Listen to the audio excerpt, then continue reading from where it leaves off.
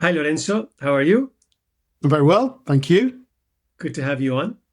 Thank you. Thank you for having me. So, we've been really looking forward to this fireside chat with you. Would be great just for the audience to hear a little bit about your background, how you got into business value consulting, value management in general, and then we can have a just general conversation about overall topics and some of the trends in the whole value universe. Well, yeah, briefly, I made my move into value, transitioning from consulting into a SaaS B2B software vendor. At the time was Splunk. Since then, I was working as a management consultant, mainly doing transformation projects for large organization. I was working at IBM, GBS at the time, and basically, like any consultant, at a certain point you have to sell services to your clients, right? So everybody at the end has to sell something, and as I was doing that, Splunk approached me and he proposed me to basically help them sell value in their organization. It was a very appealing offer, a very great company. Splunk now has been acquired by Cisco. And then this was, I think, 2018.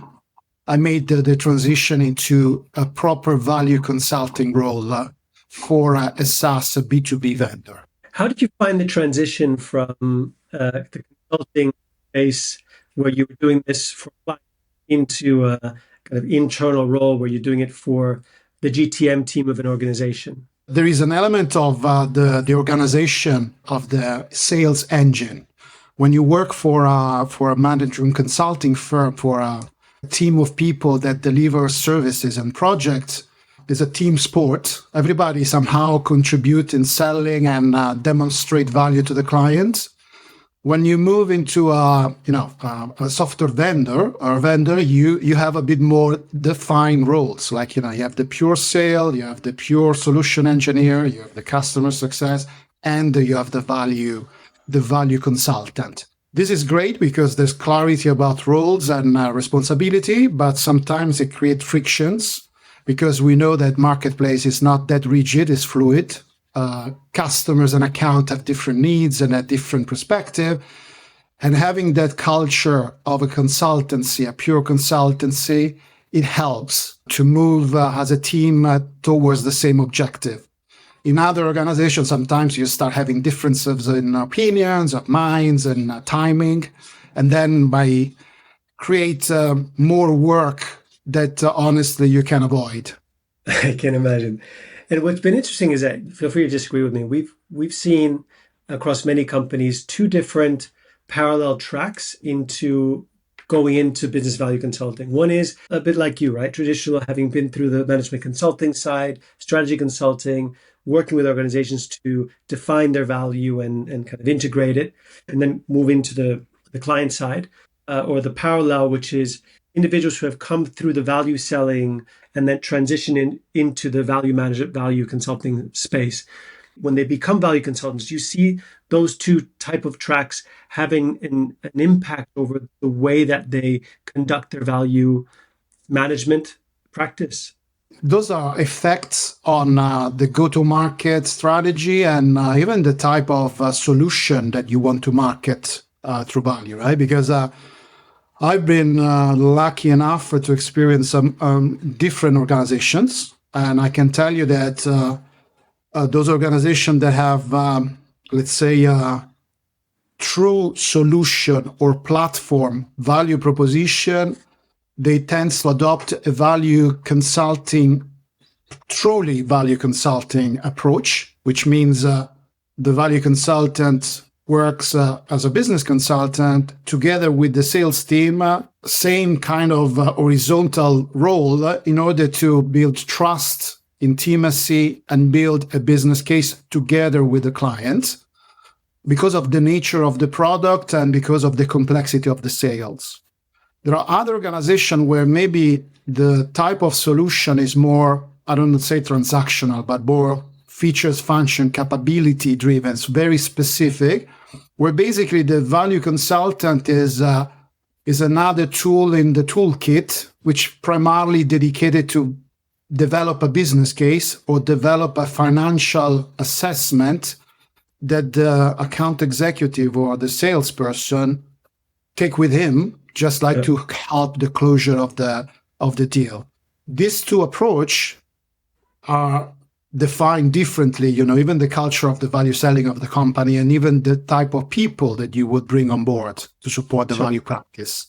And when it comes to the pricing of a service or a product, it would seem to me that the expertise of a business value consultant would lend itself very well to helping an organization really refine the optimum pricing model, because I would assume that the pricing and value that it delivers should be two sides of the same coin. Is that not the case, or should it be in your mind? But that is the aspiration, right? So there's no price ceiling to a solution that transform a business and drive exponential growth, right? But we know that any economic buyer is very, among other things, is very price sensitive. So really, I think that the key aspect is having the possibility to build a value proposition together with the client, first to the point that the client makes that business case its own. So it buys not only on the benefits, but also on the costs. And secondly, that you communicate in the right amount of details and the right amount of financial analysis the fact that the costs are just like the enabling factor to generate those benefits, to generate those value, and that is the perfect match.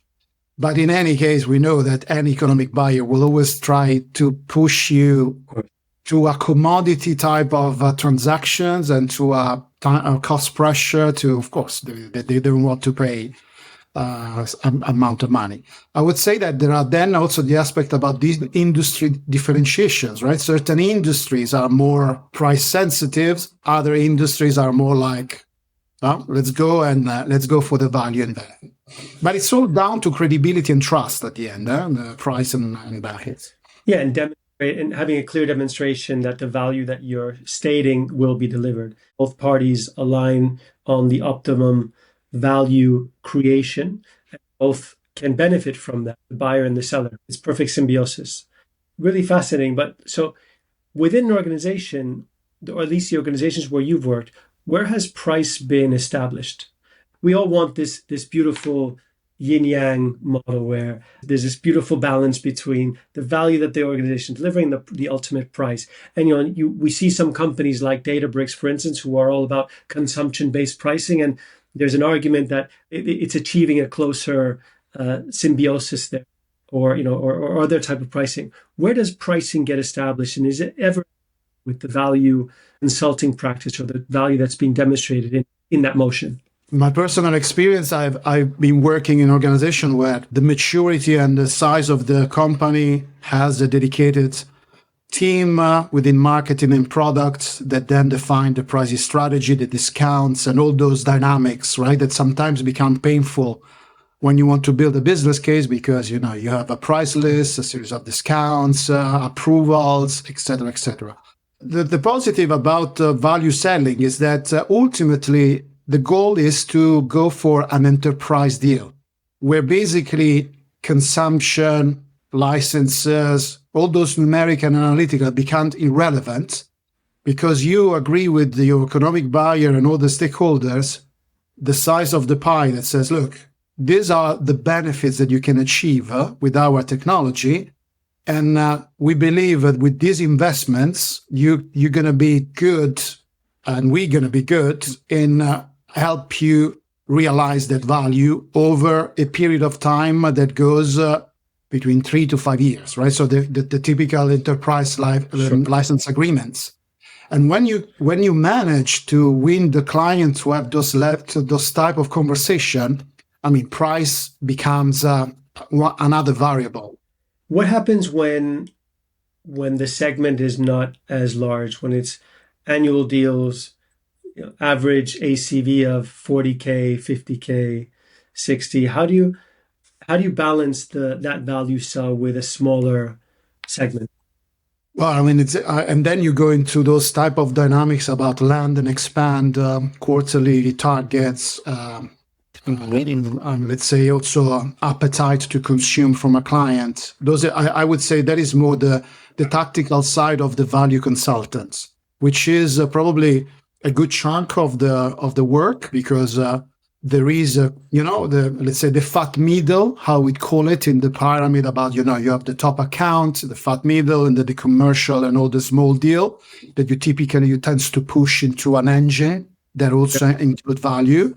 In that fat middle, there are a multiplicity of situation and scenarios, and the interesting thing in that play is that you might be end up into a situation when a customer is treating you like one of that capabilities that you consume, like 50K, 30K, 100K. But if you are good in your value selling narrative and relation, you might turn that account into one of your top account, and maybe work and bring that account into a big bet, or one of those top accounts, because you develop the relation, you uncover the pain and the needs, and you position a true value proposition that potentially can turn into a multi-million business. And I saw that played in many organizations when you have an inspire account execs that really gets this, and you have a value team that works together towards this objective. And what would convince somebody like you, who probably doesn't get out of bed for a deal of over 200K in an organization? So what would convince you to join a deal that's 50K? The account execs is relation in the account, and how that account is qualified. What relation do we have in that account? Are we talking to the C-suite? Is there a specific program or planning in play in that organization, or a transformation? There is a plan to growth, expansion, geographically, industry. So there are all those business elements, business drivers that make day-by-day deal into a potential big bet for the next fiscal year. Really interesting. Because in any organization, what is the traditional or the typical ratio between business value consultant and sales reps? Okay, so there is the top accounts, so the top of the pyramid, where basically you have these big accounts that can absorb a lot of time, and I would say on that is the ratio is 1-5, 1-7, and you can get drawn in one account for multiple quarters at a time. For sure. When you have a more land and expand the go-to-market, you can easily take on like 15 account reps with their different opportunity, where basically your main objective as a value consultant is try to put in place an engine that can scale, and that can be also pushed to other roles in the organization, like solution engineer with a more strategic perspective, that might also like to adopt a bit of these techniques, like building an ROI, talking about business value, and then try to crunch volumes and help the business to meet the targets. And I think in this perspective, I think a lot is about the type of solution that you are selling is a kind of very specific in a specific domain or set of capability, or is a platform that by nature should go enterprise-wide, like a Databricks or a Splunk. Sure. And at that point, you need to invest a lot in value consulting, value selling. And we all know that selling on value is of increasing importance. It has absolutely just skyrocketed in terms of the need, because we've all seen companies spending less, trying to do more with less, every penny being scrutinized by the CFO. But there's a huge number of companies who simply don't have the ability to afford a BVC team, yet they are trying to introduce some degree of value selling. They're bringing in MedPick as part of their qualification process and everything in between. If you were to go into any one of these companies and they were to ask you, if you were to strip down value selling to its core principles and its core activities, something that every rep would be able to do, what would you do? How would you kind of strip it down to its basics without all the bells and whistles? Good question. I think it's really about to probably answer a question that your economic buyer is not even yet aware of from a business perspective, right? So we typically, from a vendor perspective, we go towards a prospect or a client, but look, we got this piece of technology can drive certain benefits, certain value.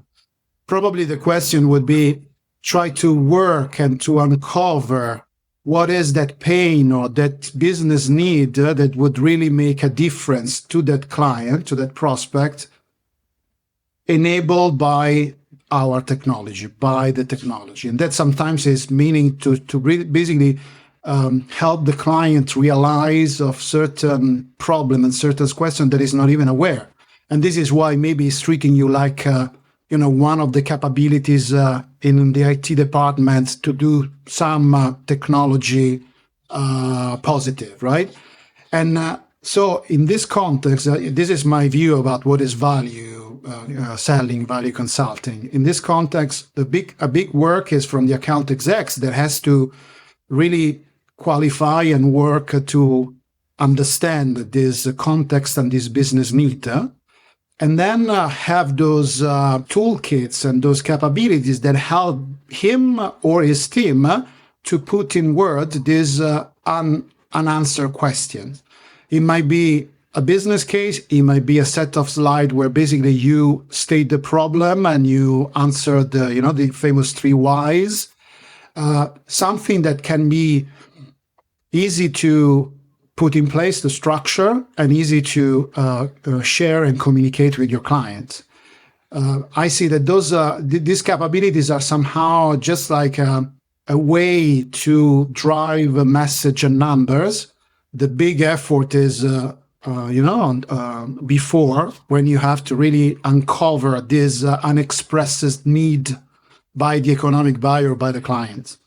How does an account exec build that level of trust to go in and say, let us uncover more problems than you know? Because it's kind of a big thing to say, to convince somebody that they will help identify a need they didn't know they had, right? 100%. I think it's all come down to how do you see your role? I mean, there are certain inspired account execs that they have a passion to solve problems and to help clients to be successful. And they approach any opportunity by being curious about how I can help you. There are other account execs that instead are more focused about how can I sell my next quota, or how can I achieve my targets next month. That change is complete change of perspective. And if you have this counterintuitive attitude, like how can I help you? Let me give my time, people, and resources to make you succeed. Then you can go up to the sky. You're going to uncover a big deal and big opportunities. And have you seen? I saw it because of an inspired account execs and because of the momentum of the marketplace and the clients. The two things sometimes, like you said, the luck comes not unexpected. It comes because you chase luck. So yes. You have the curiosity and the momentum, and you have a perfect match, and you became extremely successful. Yeah. Is there a way for people to learn this skill? Or do you think that it's a natural gift? I think it can be learned, but there is an environment that should lead to help you learning, right? When you have the pressure of the quarterly results, everybody has to deliver. When you don't have the size of the support team, like solution engineer, customer success, they have to do 1,000 things at the same time. You are not helping yourself to adopt this type of approach. I mean, is a big question, really. As I'm speaking, I'm also being realistic that you cannot expect an organization to give you the time to find the big bet that will become a multi-million deal, but they have to deliver quarterly results. But I think there's a company culture attached to it and a team that they are all seeing this as a vision to succeed, to be successful. Some people listening to this may work in a company that maybe has a very simple set of products or even just one product. And maybe their sales cycle is very quick, could be a relatively, low cost, quick sale, 2 weeks, 1 month, maximum 2 months. Would you say that is there an argument to say that value selling isn't required in that kind of a model, or do you think that's a naive way to look at it? No, I think that today is established that if you want to reach a certain level of ARR, or you want to grow in the way how LPs, VEs, PEs expecting you to grow, you have to sell with value. I mean, you can be like pre-seed or seed Series A, and see that you have a perfect match with your product and you have demand coming to you. But at a certain point, you will plateau. You will have to step your game up. Yeah. At that point, scale become important to articulate and push the value message that you have attached to your product. And in that context, product like Sim and yours, it's very good because really give you the scale and it start setting those rigors of value messaging and value practices that lay the foundation to then the next step up, which is going enterprise, treat customers like you're as a consulting firm, and do all the big games that these multi-billion companies are doing. So definitely at that level, there is a need to have a structured value selling approach with the support of those tools and automation that help you to scale. So what I understand from what you're saying is that at any size of a business, the introduction of value selling kind of has a lot of kind of a keystone effect across the business, a bit of a flywheel where you're introducing this notion of value across the team. It's orienting the organization towards their key value drivers because it's forcing people to really understand what are the most important areas of value. And that should then have the impact of increasing the size of deals, going after different segments of users, perhaps extending terms, and even perhaps having impact over the product development because you're perhaps seeing how organizations, what more value you can bring to an organization, which can get fed back into the product cycle. 100%. I mean, that would be the dream, right? That we as a value consultant, we also have an opportunity to influence product roadmap, product development and priorities, and even pricing models, right? That would be great. In this journey, there are so many steps, maybe tactical, intermediates that we can take to help with building the culture of value selling and help the business to scale selling value. Fascinating. Okay, I'm going to have to ask the AI question. These are the times we live in. So Mark Andreessen, I'm sure you're familiar with, back in 2011, I think, in an essay wrote something to the effect of software is eating the world, right? Today, it's very much a case that AI is eating software. Where do you see AI being truly impactful in the value selling model? And where do you think it's not going to be able to optimize or create better efficiencies? Well, it's all about, vertically on certain specific domain where basically you can somehow define boundaries where to adopt artificial intelligence to articulate value. You're talking about the VP of finance. So within the finance, you can start using AI to uncover the pain, to identify drivers, and to then start also doing some calculation. When you are talking about horizontally, like, an enterprise license agreement for the entire global organization, where basically you have multiple functions, multiple stakeholders, different drivers, then the human touch still will remain relevant and predominant. But in any case, the two things, they are not excluding each other. I mean, I'm using AI to build value proposition constantly every day. And is a great asset, not only to help the productivity, but also to give you some fresh perspective and some fresh insights that you might not consider because maybe you are too still linked on your, way of work.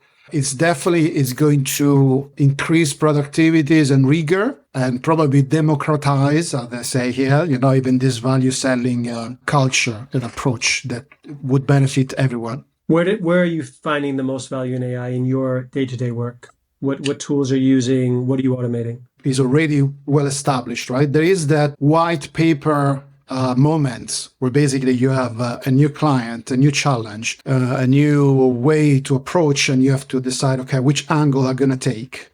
And AI is very good if you feed them with the right inputs to give you a perspective. And then from there, you can start enrich, move, and manipulate to mold a value proposition in the way that reflect more your knowledge, experience, and will, with this support from someone that managed to break this white paper moment wherever they say, okay, where should I start? So left or right, up or down? And that it's very effective. So many different parts of the pipeline or parts of the sales process. So many AI companies starting to take a focus in those areas, from qualification, AI SDRs, which I'm not 100% convinced or sure of, but I may be completely wrong, all the way through to, of course, where we come in is leveraging AI to generate value story, a business case, right? And I think there's areas where AI can definitely support. And like you said, there's always going to be, especially on the higher value selling piece, there's just the sheer empathy, natural curiosity, and identifying the cues from somebody's response into where to dig on the next question. I think that's a challenge for AI today, and I think at least for the forthcoming years. No, I agree. I mean, you cannot take anything that comes out from this type of LLMs or this type of capabilities for granted. You have to double check. You have to fine tune. You have to own it. You have to lead them. And on this, there is still the human touch. I'm not sure in the next year or few there will be such a strong AI that will be able to overcome this necessity of molding, right? Like when you are building a structure, when you're molding some clay statue or whatever, you still needs to have the view and mold it in a way that makes sense. That is something that AI, I don't think, is yet capable to do. Agreed. I have to ask you two final questions, which we ask of everybody, and I apologize in advance if it makes you feel slightly uncomfortable. In your career trajectory, who would you say is the best value seller on the account exec side, on the sales side that you've worked with? You can name more than one. Value seller that it comes to mind. Well, unfortunately, it's not related to value consulting. It's more about the way how working with Richard Smith, that unfortunately is passed away. And when I was at IBM, he was the director of professional services. And with him, we were developing how to best sell transformation programs to large accounts by really putting a big accent on the value that any implementation would drive. And this was, I would say, 2004, 2005, 2006. So, and that was early days of selling with value, right? Because we already were noticing that selling technology wasn't that attractive anymore. And an economic buyer were asking really, how we can justify a multi-million investment in your technology. And with them, we will manage to start ingesting in our programs and value proposition element about the benefits, the improvements, the productivities, the efficiencies, something that was actually very new at the time, and it was very effective actually for the success of a company that later was acquired by IBM. Would you say those were formative years for you? 100%. I mean, I would say I'm coming from consulting and professional services, and then I moved into this role that is more sales and customer facing. Those days helped me to really understand what it takes to realize value. When you sell value and you throw out such a big numbers, I always try to treat them with respect. For sure. Because you know what it takes to realize those benefits, right? So I try to apply this type of approach even when I'm building my business cases. In terms of your peer group or mentors for you in the business value consulting, any people come to mind? I would say from a sales perspective, I had the opportunity to work with one of these inspired sales leaders, which now is actually leading the Iberia market in Confluence, which is Francisco Mulero. When I was at Splunk with him, we worked a lot together, and we've been successful together, especially in the financial markets. And I really appreciated his approach, which is the best approach for me for any account exec. So that you have to be the MD of your patch. So you have to be like a CEO of your little pond, where you maneuver your team and you lead them towards an objective, which in the case was, signing multi-million contract. And he did it in a way that was a real leader never appears as a leader. He just only step in when it matters at the right time in the right moment. And he did that very well. And that, I think, it was a pleasure to work with, and an example on how value and sales can win together in large accounts. Amazing. Lorenzo, thank you very much for your time today. I really enjoyed this conversation. Thank you, Martin, for having me. Pleasure.